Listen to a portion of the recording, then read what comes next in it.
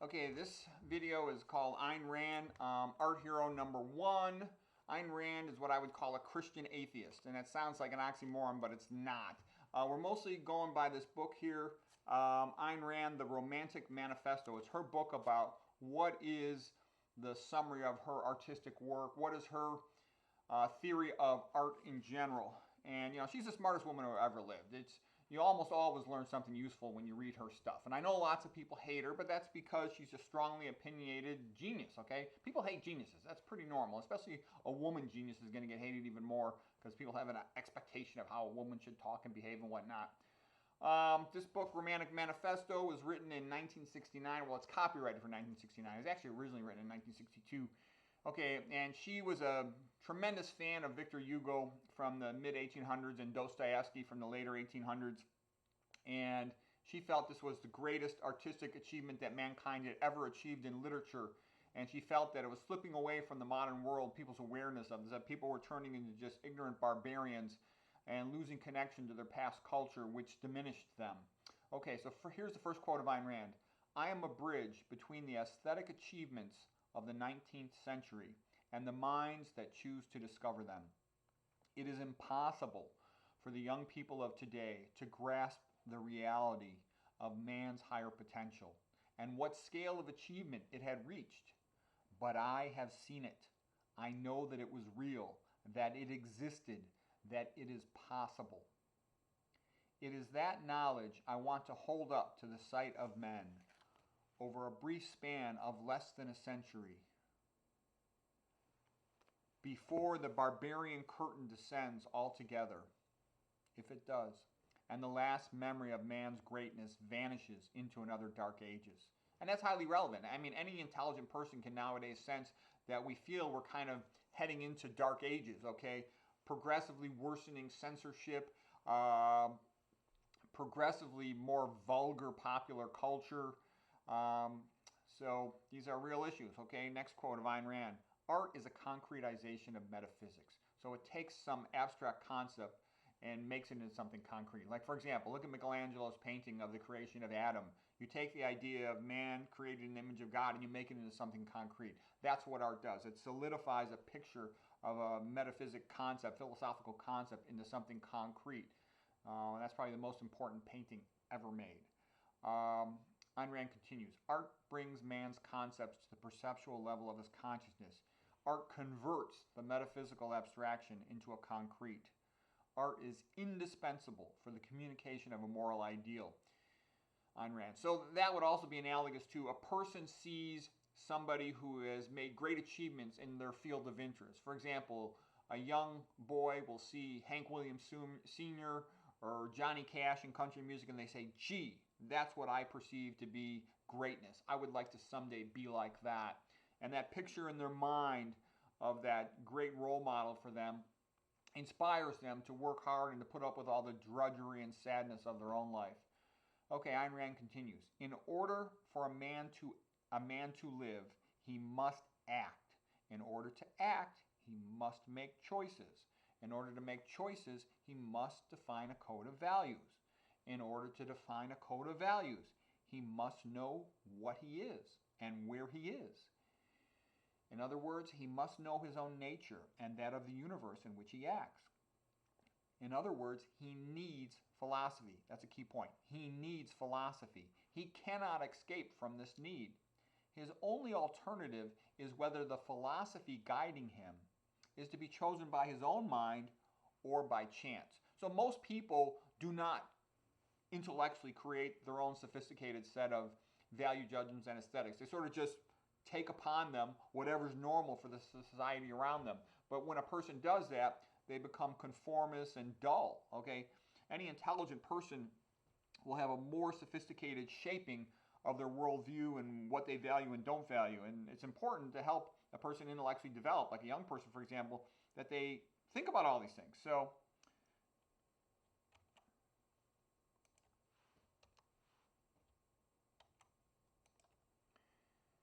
Ayn Rand continues, "I love the work of Victor Hugo in a deeper sense than the admiration for his superlative literary genius.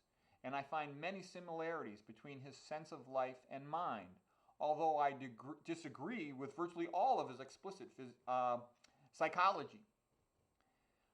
I like Dostoevsky for his superb mastery of plot structure and for his merciless dissection of the psychology of evil, even though his philosophy and his sense of life are diametrically opposed to mine. I cannot stand Tolstoy. His sense of life is not merely mistaken, but evil. Hugo gives me the feeling of entering a cathedral. Okay, now this is what I think is funny about Ayn Rand. Okay, she's this brilliant genius, and she'll tell you that she's an atheist, but what does she love and always praise? You know, the greatest Christian authors of all time. So I find that rather funny. You know, look at Les Miserables. What is that all about? The bishop forgives Jean Valjean, which then enables him to go and do all these wonderful things to help so many people, okay?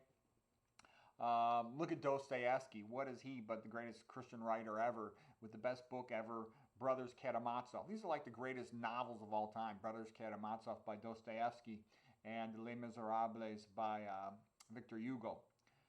Okay. Now, Ayn Rand continues. The integration of an important theme with a complex plot structure is the most difficult achievement possible to a writer and the rarest. Its great masters are Victor Hugo and Dostoevsky. If you wish to see literary art at its highest, study the manner in which the events of their novels proceed from, express, illustrate, and dramatize their themes. The integration is so perfect that no other events could have conveyed the theme.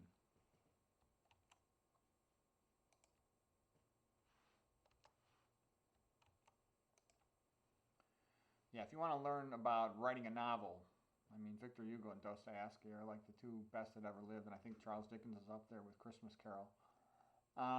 Let's see. Just for pure entertainment value, Dan Brown's Da Vinci Code, even though there's a lot of BS in that novel, it's incredibly well written. Okay, Ayn Rand continues. Romanticism is a product of the 19th century, a largely subconscious result of two great influences. Aristotelianism, which liberated man by validating the power of his mind, and capitalism, which gave man's mind the freedom to translate his ideas into practice. So what does that mean? What she's basically saying is Aristotle had, given testimony to the idea of we can perceive reality and we can be accurate and life has meaning and we can understand it. Like Aristotle was largely a biologist. And that's all wonderful. In comparison with Plato, Plato was a little bit pie in the sky, mysticism, and Aristotle, in my opinion, as well as Ayn Rand, he's the greatest philosopher who ever lived, perhaps the smartest man who ever lived, maybe Isaac Newton, and there's some others that are up there. And I think when she says Aristotelianism, she's almost saying like Christianity as well, or Judeo-Christianity, that idea of the value of man's mind, in comparison with saying, oh, we can never understand anything. If you start talking like that, or life has no meaning, then you really become stupid and you can't understand anything. So it's important to value the ability of man's mind to observe, to analyze correctly, to reason. Okay, and then capitalism is the only economic system that works. If you really study it, you'll see that everything else is sort of BS, laissez-faire capitalism. Okay, Ayn Rand continues. Among novelists, the greatest are Victor Hugo and Dostoevsky, and as single novels whose authors were not always consistent in the rest of their works, I would name Henry Sienkiewicz, the Polish author, Quo Vadis. Quo Vadis is when, St. Peter was walking away from Rome, and then he saw the image of Jesus coming into Rome, and he said, where are you going? And then when he saw that, he turned around and went back. And it's a great book, great movie. Nathaniel Hawthorne's The Scarlet Letter, sort of the masterpiece of the woman's scarlet print with the letter A for adultery on her sweater. But again, these are intensely Christian books, which again I find funny that Ayn Rand will say they're so great. And why do they tend to make great novels, great authors? Because it's the idea of redemption. It's natural for humans to be fascinated by the concept of redemption. One screws up in life, makes a mistake, and tries to make up for it. One fails or suffers or is set back in their quest of a goal, and then they learn to overcome their obstacles. That inspires humankind. That's the natural thing for us to care about. The distinguishing characteristic of this top rank, apart from the purely literary genius, is their full commitment to the premise of volition, meaning that a man can do things intentionally and be successful based on his reason and his effort. So we're not just victims of fate. That's sort of the key point there. These writers are enormously concerned with man's soul. They are moralist in the most profound sense of the word. Their characters are larger than life, motivated by their struggle in pursuit of spiritual goals. Notice how religious all this stuff is? And by profound value conflicts. If philosophical significance is a criterion of what is to be taken seriously, then these are the most serious writers in world literature, Ayn Rand. So some of the things we're getting at too is the concept of what is a man. If man is a creature created in the image of God and has a meaningful life, then things matter and every detail matters, and he has volition. He can do things to make his life better. That's why we're interested in the book, versus the so-called naturalistic school of literature that, man's just a talking primate and he has no real control of his own fate and things just happen to him and it's also sad, but this is just the way it is. Better to be aware of it than unaware of it, but that's sort of a sad, pathetic, almost meaningless existence. And that takes your power away. It's despair. It's depressing. Okay, Ayn Rand continues. Philosophically, romanticism is a crusade to glorify man's existence. Psychologically, it is experienced simply as the desire to make life interesting. Okay?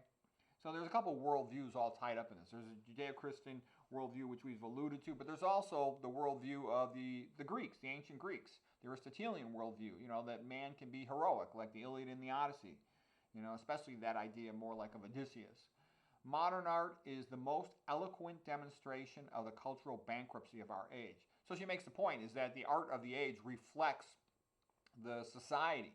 And if you see crappy art, when modern art is all a big fake pile of junk, that really reflects poorly on our society. And that's why, you might be forced publicly to pretend you like modern art, but if you actually like it or praise it, you're really like insulting yourself. It's crap, and you should be able to say that and know how to say it and say it. Because if you accept that, you'll only get tons more of it in society. And how depressing is that for a young person? That's one thing I talked about earlier when I talked about like most modern buildings. They look like animal cages with a statue of a turd in front. That's not something to admire, and I don't care. I think Picasso stinks. Okay, next quote of Ayn Rand. Art, including literature, is the barometer of a culture. It reflects the sum of society's deepest philosophical values. It is the actual view of man and his existence.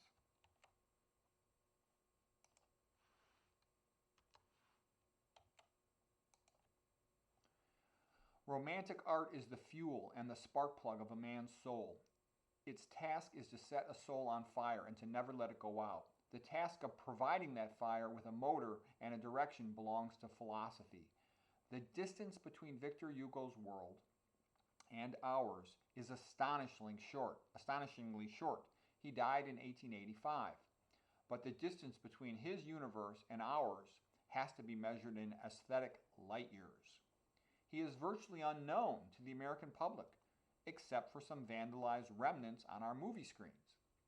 His works are seldom discussed in the literary courses of our universities. He is invisible to the neo-barbarians of our age. Yet Victor Hugo is the greatest novelist of world literature. Romantic literature did not come into existence until the 19th century. And by the way, that's typical. The greatest author ever, and almost no one knows about him. Okay?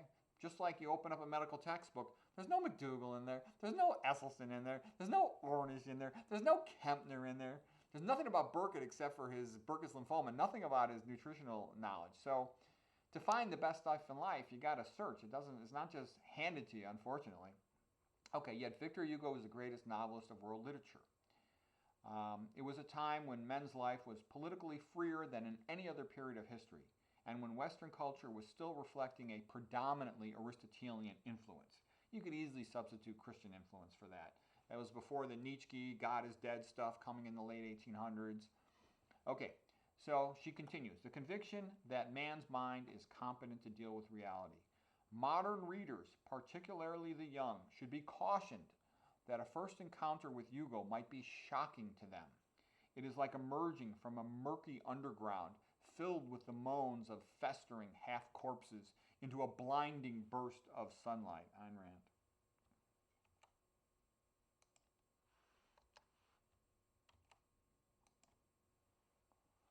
Ayn Rand continues, the motive and purpose of my writing is the projection of an ideal man, the portrayal of a moral ideal as my ultimate literary goal as an end in itself, to which any didactic, intellectual, or philosophical values contained in a novel are only the means. So that was her goal always, to project what is the greatest man could be, man or woman could be. In a sense, to give her reading audience a role model, a mentor for what they might strive to inspire them, because people need that. Rand continues, to improve anything, one must know what constitutes an improvement, and to know that one must know what is the good, and to achieve it, and to know that one must have a whole system of value judgments. As far as literary schools are concerned, I would call myself a romantic realist. So she was a romantic realist, somebody who was in touch with reality, but emphasized the best aspect of it, the drama of it. Rand continues, it was Aristotle who said that fiction is of greater philosophical importance than history, because history represents things only as they are, while fiction represents them as they might be and ought to be. Yeah, so Aristotle said fiction is more important because it gives people, the reader, an image of what things could be, what to aspire to. Okay, Rand continues, the primary value of art is that it gives man the experience of living in a world where things are as they ought to be. This experience is of crucial importance to him. It is his psychological lifeline. Yeah, that's why you should put pictures of your heroes or your favorite painting or the greatest achievements in your own field of interest, on your wall, say in your bathroom, because they inspire you. You see that every day, and we're going to kind of get just a quick statement on like psychotherapy is people don't just need, some food. They also need to have meaning in their life. And that's sort of what she's saying here. This artistic meaning to aspire to energizes a person, motivates them, can inspire great achievement. Okay, Rand continues. The motive and purpose of my writing can best be summed up by saying that if a dedication page were to precede the total of my work, it would read, to the glory of man.